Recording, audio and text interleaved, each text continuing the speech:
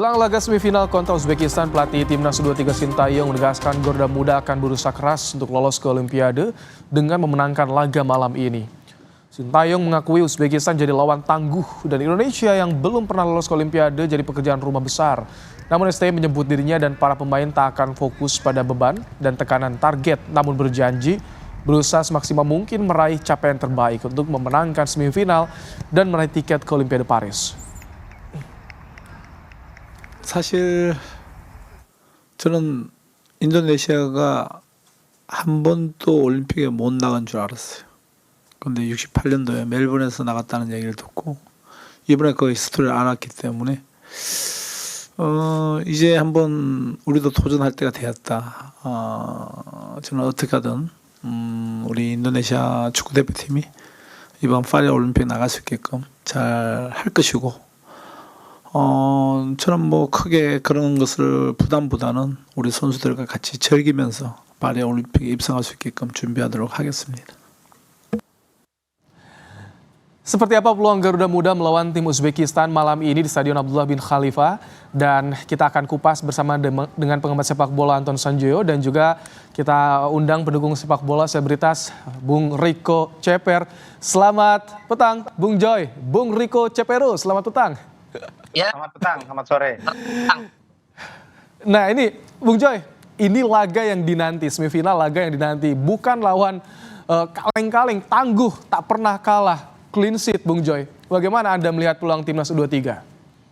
Ya, hampir semua saya kira semua pendukung Indonesia overlook ya terhadap Uzbekistan. Padahal Uzbekistan ini kan juara pada 2018. Mereka runner up pada 2022. Jadi ini ya kalau Anda bilang bukan kaleng-kaleng ya betul. Karena ini adalah negara ex Uni Soviet yang kita tahu sendiri bahwa sejak zaman Uni Soviet dan sekarang mereka sudah berpisah. Negara ini kan negara bagian dulu ya. Negara bagian ini adalah salah satu penyumbang atlet untuk Uni Soviet. Atlet-atlet kelas dunia Uni Soviet ini banyak datang dari Uzbekistan. Jadi kita agak overlook tuh. Saya sendiri loh Uzbekistan ternyata oke ya. Pas saya lihat statistiknya gile. Dia main 4 kali nggak pernah kebobolan, menang selalu bikin gol gitu ya. 12 gol kalau tidak salah 12 gol sejauh ini tanpa pernah kebobolan. Dan saya lihat rosternya, ternyata mereka banyak sekali, ada 12 kalau nggak salah, bukan banyak sekali, ada 12 pemain yang sudah berpengalaman di level senior. Tapi saya lihat rosternya Indonesia juga ada 14 ternyata, yang rosternya saya lihat sudah memperkuat senior gitu ya. Kalau timnas itu ya senior. Nah, saya lihat lagi, ternyata menit bermainnya ini saya datanya dapat dari kawan yang saya kira wah ini data yang luar biasa karena 14 pemain senior di Indonesia, ada 12 pemain senior di Uzbekistan. Ini adalah pertemuan dua tim senior. Title-nya aja U23 gitu loh ya. Yang satu 12 pemain, yang satu 14 pemain. Tapi statistiknya Indonesia lebih unggul loh ya. Ada 4 pemain yang cap-nya udah lebih dari 20 gitu loh ya. Bahkan Pratama Arhan itu cap-nya 40 kalau nggak salah. Oke, ini labelnya aja U23, tapi yang mengisi adalah pemain yang sudah pentas di level senior. Tapi sebelum bahas lebih dalam soal itu, Bung Joy, saya ingin ke Bung Riko. Bung Riko, bagaimana Anda melihat perjuangan timnas U23 hingga saat ini? Dulu kita kolamnya ASEAN loh Bung, sekarang Asia. Makanya saya juga nggak habis pikir, saya setiap lihat ada Bagan, terutama di semifinal ini ya Bagan. Ini nggak percaya soalnya ini Indonesia nih, ini Asia loh ya. Jadi di antara 4 semifinalis Indonesia, selain Indonesia, Uzbek, ada Jepang, ada Irak. Ini tim-tim memang langganan. Ditambah dulu ada misalnya Korea Selatan, Cina, Iran, itu kan raksasa Asia. Tiba-tiba nyempil peringkat 134, seolah anak bawang Indonesia yang dikepung oleh peringkat-peringkat paling jelek Uzbek. 4 semifinalis ini. Uzbekistan peringkat 64 mungkin. Indonesia 134. Tapi jadi PD-nya ketika kemarin kita ngegebuk ngulangin Korea, peringkat 23 aja kita bisa kok. Ya. Jepang tertinggi, 17 Asia peringkatnya. Tapi ini siapa nih anak bawang 134 masuk menyeruak di antara 4 tim semifinalis. Wah ini kalau oke lah orang tuh Australia menang 1-0 penyisihan grup. Kebetulan. Kemudian Jordania. Saya duga draw aja udah bagus, lolos runner up dampingin Qatar. Dihajar 4-1 Jordania. ketemu Korea Selatan sempat leading ya, kemudian sama adu penalti, sempat Arkan juga gagal, mentalnya ada, gue bilang wah nggak kaleng-kaleng nih, gue bilang gitu. Salut lah pokoknya tim asuhan Sintayong ini. Kebetulan ketagihan menang terus dan kita target tanggung juara aja sekalian ya. Tapi sorry, Gimana Bung Joy? Saya harus ingatkan kalau kita klaim kita udah level Asia, jangan dulu. Ini adalah levelnya tetap U23. Kalau kita bicara level senior, baru kita bicara peringkat. Kalau bicara peringkat kan memang Korea Selatan ini jauh banget, tapi kan itu yang seniornya. Yang kita pulangkan kemarin itu ya tetap aja tim juniornya gitu. Jadi saya hanya ingin mengingatkan supaya anak-anak U23 ini tetap tumbuh dengan normal. Mereka nggak gede kepala, wah udah level Asia gitu ya. Mereka kalau udah level Asia mereka pikir selesai. Kalau selesai mereka nggak latihan lagi, itu yang saya khawatirkan. Mudah-mudahan mereka tetap humble dengan posisi sekarang. Mereka tetap bisa melaju. Saya yakin betul bisa masuk ke Olimpiade. Nah kalau udah masuk ke Olimpiade, ini tim tinggal di-maintain. Karena menurut saya dengan tim yang ada sekarang, next generasi yang akan mengikuti mereka itu akan mengikut gitu loh. Dan generasi ini nih sekarang Arhan dan kawan-kawan ini di senior nanti saya yakin tembus 100 besar, tembus 60 besar gitu. Jadi jangan buru-buru dulu dibilang ini udah level elit Asia, belum. Ini kita masih junior. Oke, tapi masih ada rasa euforianya ya Bung Joy. Bung Riko, kalau misalkan lihat ini bicara soal pencapaian timnas U23, wah sangat diapresiasi. Tapi antusiasme penonton di Qatar tapi rasanya kayak di Indonesia. Ya, betul. Gimana? Kan stadion yang berkapasitas cukup besar juga sebenarnya, stadion Abdullah bin Khalifa ini ya. Tapi kita juga udah sold out, 80-90% penonton Indonesia. Ini betapa euforianya bukan main ya. Mungkin mereka senang, memang ini hiburan ya, kebahagiaan. Seolah ya ini nggak pernahnya mau junior, betul katakan Om Joy ya, Bung Joy ya. Tapi dulu kan bermimpi aja kita nggak berani. Kalaupun mimpi, antesin kali. Mimpi aja nggak berani Bung Joy. Nggak nyadar. Kita jujur untuk U23 lawan Malaysia, Thailand, Vietnam aja ngos-ngosan. Ya saya berharap menang Malaysia, Vietnam, Thailand ya. Iya. Pelatihnya udah doyan ngopi kali kan. Oke. Jadi, Tapi kita nanti usai jeda kita bahas ya soal kedalaman tim ini karena menarik. Banyak yang bahas soal market value-nya para pemain. Kemudian juga ada celah nih PR-nya di timnas U23 lini kanan nih, pertahanan kanan. Kita akan bahas usai jeda ya. Jangan kemana-mana, tetap bersama kami di Kompas Petang. Kembali bahas soal peluang timnas U23 jelang lawan Uzbekistan malam nanti. Masih bersama kita pengamat sepak bola Anton Sanjio dan juga pendukung timnas Rico Ceper. Bung Joy, dibahas nih lagi ramai di lini masa soal market value-nya timnas kita. Ada satu pemain di Uzbekistan ini termahal di Piala Asia. Sayap kiri loh, padahal lini pertahanan kanan kita yang itu jadi celah selama ini jadi PR. Gimana Bung Joy? Oh, justru saya melihat sebetulnya di sektor kanan ini kalau Fatur ada di sana dia lebih disiplin daripada Pratama Arhan ya. Karena gini, polanya Sintayong ini kan 3-4-2-1 atau 3-4-3. Artinya dua gelandang sayap kanan kiri itu, kanan Fatur, kiri Pratama Arhan itu kan harusnya disiplin banget.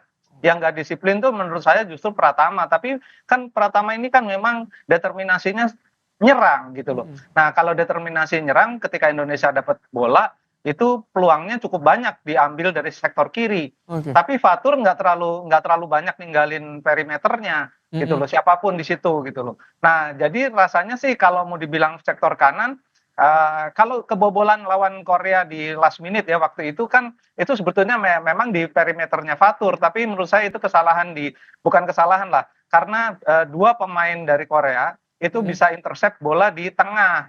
Lalu kemudian tiba-tiba mereka berada di sekitar perimeternya Ferrari dan Fatur gitu. Jadi itu memang menurut saya itu gol yang bagus ya. Artinya bukan kesalahan dari back atau dari center back atau dari gelandang yang harusnya bertahan gitu loh. Justru saya melihat Pratama Arhan ini terlalu ofensif. Dia kadang-kadang kalau udah menit 80 gitu kadang-kadang baliknya suka telat. Itu aja sebetulnya kelemahannya. Catatannya ya.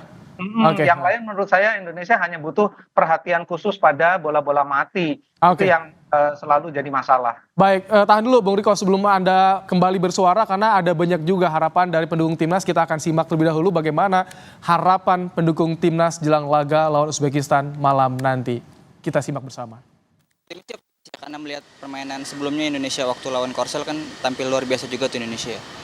Jadi optimis untuk nanti malam sih Indonesia menang dengan, kalau menurut saya prediksinya 2-1 untuk Indonesia. 2-1 ya, sangat optimis nih kayaknya. Ya, betul. Optimis banget dong, soalnya kan Indonesia juga akhir-akhir ini lagi lagi bagus-bagusnya gitu kan. Jadi optimis sih kali ini bisa menang malam. Kalau misalkan kira-kira tebak skor Indonesia antar malam sama Uzbekistan berapa?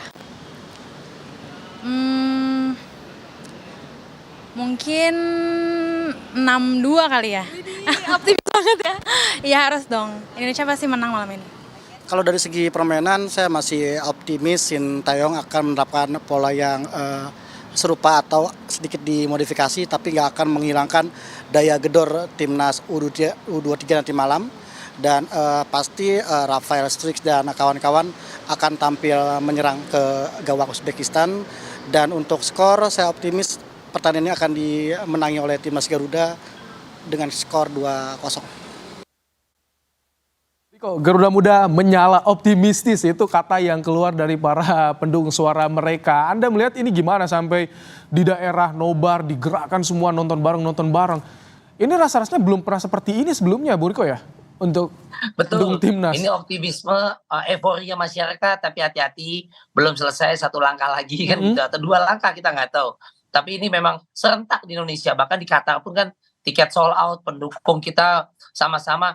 Ini kayak bagai tetes air di gurun pasir gitu, walaupun sekali lagi labelnya U23 gitu. Jadi oase ya? Bermimpi. Iya, kita kan SEA Games kemarin setelah pacaklik sekian puluh tahun, Indra Safri dan teman-teman coach baru dapat lagi emas SEA Games gitu ya, Asia Tenggara. Kemudian ini tingkat Asia, walaupun level sekali lagi U23 gitu. Sekali lagi kejutan banget, walaupun wah ada Ivar Jerner lah, mau dibilang Justin Hubner kayak siapapun, ya Nathan kayak Struijk, apapun itu namanya, ya udah merah putih, semoga Garuda tetap terbang tinggi gitu. Tapi tanpa Struijk optimis nih, Bu Riko? Masih Kalau saya optimistis? pribadi menilai Struijk ini pandai membuka ruang, Bang. Jadi lari kemana-mana membuka, jadi mengasih kesempatan untuk Marcelino atau Witan untuk nusuk. Dibanding Sananta yang lebih stay di situ, cuman nggak ada masalah, bisa jadi bisa main false nine atau Sananta yang didorong. Dibanding Hoki Caraka, lebih kalau saya lebih pilih Sananta, tapi apapun itu STY lebih tahu kan sebagai pelatihnya. Tapi kalau pendapatnya Bung Joy gimana nih kalau soal pengganti Struijk, bisa false nine tanpa striker atau gimana Bung Joy kira-kira nih? Ya, memang Indonesia kehilangan besar ya. Rafael Struijk kan memang 3 pertandingan nggak bisa bikin gol, tapi dia kan gerakannya liar banget itu. Agak sulit dijaga sama back lawan. Jadi dia buka peluang. Dia juga buka 1 peluang gol kan ketika dia di tackle dan di kotak penalti dan jadi 1 gol gitu. Nah, baru setelah dia lawan Korea bikin gol cantik-cantik lagi. Sayang dia nggak bisa main. Nah, ini persoalannya apakah Ramadan Sananta bisa seperti itu? Ramadan Sananta kan lebih, ya seperti Riko bilang tadi, dia lebih dia lebih target man. Dia kurang bisa nyari bola ke tengah gitu loh. Hoki Caraka saya lihat 2 penampilan pertamanya menurut saya tidak terlalu oke, tapi oke lah dia sebagai cadangan. Tapi Sananta yang lebih berpengalaman saya rasa harusnya dia dimainkan sejak awal, karena bagaimanapun dengan pengalamannya dia bisa dapat solusi lah di depan. Tapi memang kehilangan Struijk itu betul-betul kehilangan besar. Karena ini pemain yang sulit dibaca oleh back lawan. Dan mudah-mudahan Sananta bisa membuka ruang juga bagi Marcelino, bagi Witan, bagi siapapun yang ditaruh oleh Sintayong di lini depan. Jadi harusnya sih tetap tidak ada persoalan ya, walaupun ini nggak ada Struijk agak berat nih. Tapi Bung Joy, ini Uzbekistan posturnya khas Eropa Timur, sampai sekarang clean sheet. Jadi gimana, celahnya di mana ini untuk bisa ditembus? Ini saya yakin Sintayong sudah mempelajari ya, dia pasti sudah berjam-jam tuh mantengin video pertandingannya Uzbekistan. Saya yakin udah ada jawabannya. Tapi memang persoalannya harus sabar. Apakah ketika Jepang menghadapi Korsel juga kan susah nembuskan, nggak bisa bikin gol padahal dihajar habis-habisan. Nah ini kemungkinan besar juga begitu, asal jangan kena counter attack aja. Nah ini harus dijaga antara kedalamannya Indonesia, terutama dalam bertahan, dalam menyerang. Tapi saya yakin formasi 3-4-2-1 akan diambil oleh Sintayong dan Indonesia akan main ofensif. Karena Uzbekistan tidak terlalu ofensif, tapi mereka betul-betul jago di lini tengah ya. Mereka jago melakukan intercept di lini tengah, itu yang berbahaya. Karena postur mereka juga menunjang, mereka clean betul. So far sejauh ini mereka cuma dapat 2 kartu kuning, bayangin. Tapi tacklingnya banyak banget, interceptnya banyak banget. Nah ini harus diwaspadai oleh Indonesia. Baik, Bu Riko, prediksi skor berapa nih untuk nanti malam, Bu Riko? Ya 2-1, 1-0 untuk Indonesia lah. Betul kata kalau Bung Joy bilang tadi, di waktu lihat Arab Saudi lawan Uzbekistan, Arab Saudi malah lebih ngurung kalau menurut saya, lebih full kayak Korea, speednya, power. Tapi si main tempo, main ritme, si Uzbekistan itu cukup bagus, penguasaan bola cukup bagus. Dan kalau saya pribadi mungkin nggak tahu kalau yang kita komunitas lebih main bola, benci banget nih main ketemu Uzbekistan. Kenapa? Dengan raihan 12 berbanding gol tadi agregatnya, artinya depannya menakutkan, belakangnya kuat. Ini di mana Gimana lagi istilahnya? Istilahnya gimana nih? Depannya galak tuh, gigitnya tajam, belakangnya juga kokoh. Ini ya PR lah. Buat saya yakin STI juga punya diacak-acak mudah-mudahan sama Marcelino, Witan dan teman-teman, sehingga kita bisa bawa pulang 2-1 Amin. dan kita lolos ke Paris Prancis. Itu yang kita tunggu, kita doakan. Bung Joy, prediksi Anda bagaimana? Apakah soal skenario adu penalti harus juga disiapkan lagi nih? Udah pasti kalau itu. Dan prediksi saya 1-0 untuk Indonesia. Selalu saya prediksi 1-0, Indonesia lolos terus tuh. Jadi mudah-mudahan. Beberapa kali Kompas TV juga prediksi 1-0 lolos. Artinya tapi ternyata lolos juga gitu loh. untuk malam ini kita semua seluruh Indonesia mendoakan untuk kemenangan Timnas U23. Semoga dapat kabar gembira, bisa ke final, bonusnya lolos ke Olimpiade Paris 2024. Terima kasih Bung Joy, Bung Riko Ceper, terima kasih telah meluangkan waktu di Kompas Petang sore hari ini.